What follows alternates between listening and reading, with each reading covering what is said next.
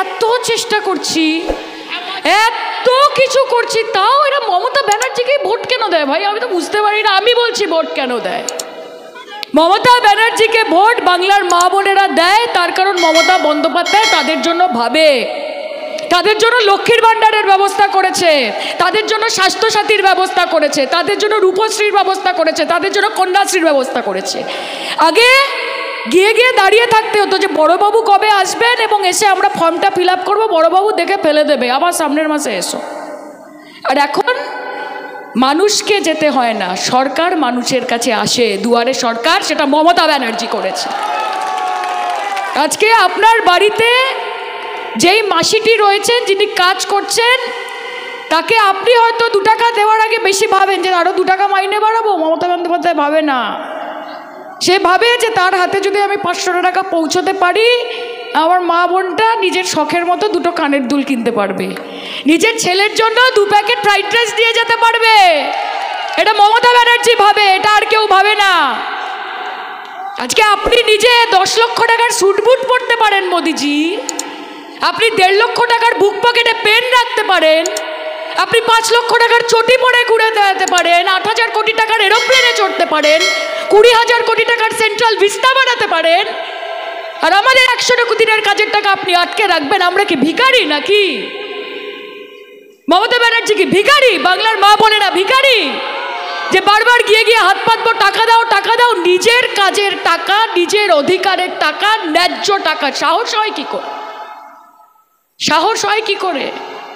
মাথায় রাখবেন, ক্ষমতা সারা জীবন থাকে না, আর পিপিলিকার পাখা ওঠে মরিবার তলে। বেশি উড়ছেন তো উড়ুন উড়ুন, উড়তে উড়তে কবে ফুরুত হয়ে যাবেন ধরতে পারবেন না। বাংলার মানুষ সব দেখছে, সব উপলব্ধি করছে। আজকে সেন্ট্রালে কি হচ্ছে? সেন্ট্রালের নেতা মন্দিরা রাম মন্দির বানাচ্ছেন, খুব ভালো, বানান না রাম মন্দির, আমরাও রামের ভক্ত। আর রাজ্যের মন্ত্রীরা তারা গীতা পাঠে মগ্ন হয়েছে।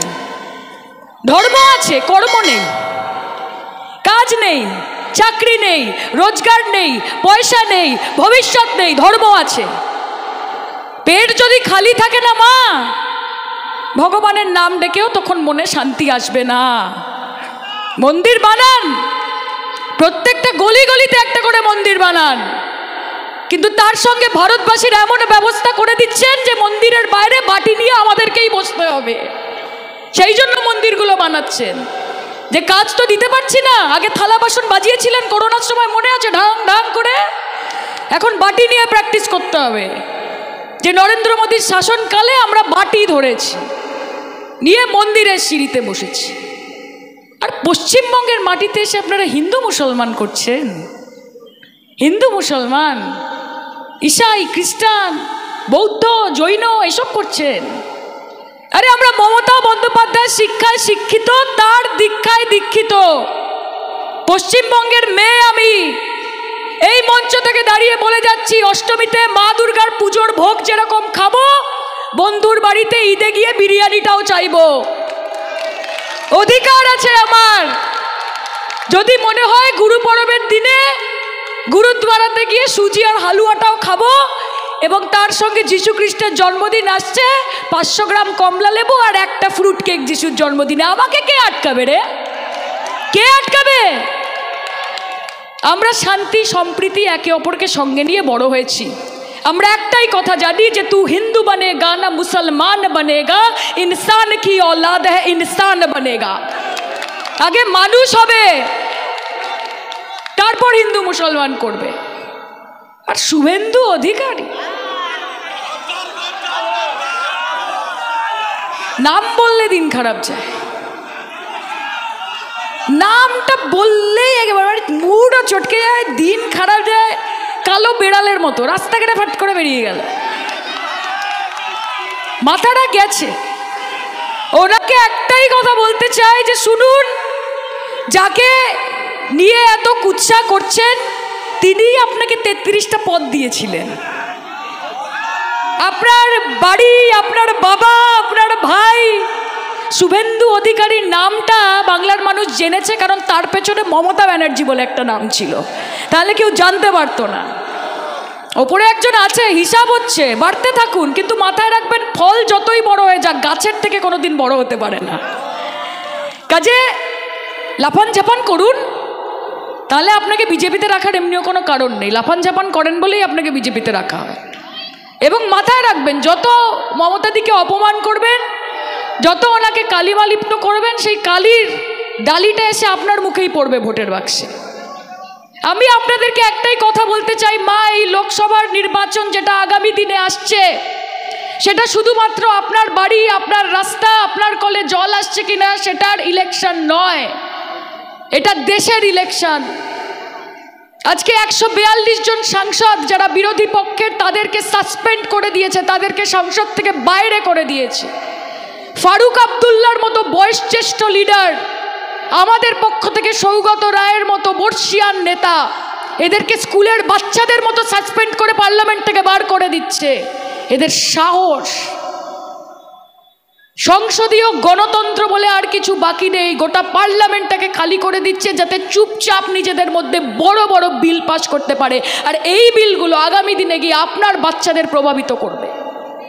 কাজে ভোট যখন দেবেন, মাথায় রাখবেন যে নরেন্দ্র মোদীকে, এই ধাপ্পাবাজ জুমলাবাজ বিজেপি পার্টিকে একটাও ভোট নয়, একটাও ভোট দেবেন না। এরা আপনাদের জন্য কিচ্ছু করেনি, এবং যারা আপনাদের জন্য কাজ করতে গেছে তাদেরকে আটকেছে। মমতা ব্যানার্জিকে প্রত্যেক দিন আটকাচ্ছে যাতে আপনাদের টাকাগুলো আমরা দিল্লি থেকে আনতে না পারি।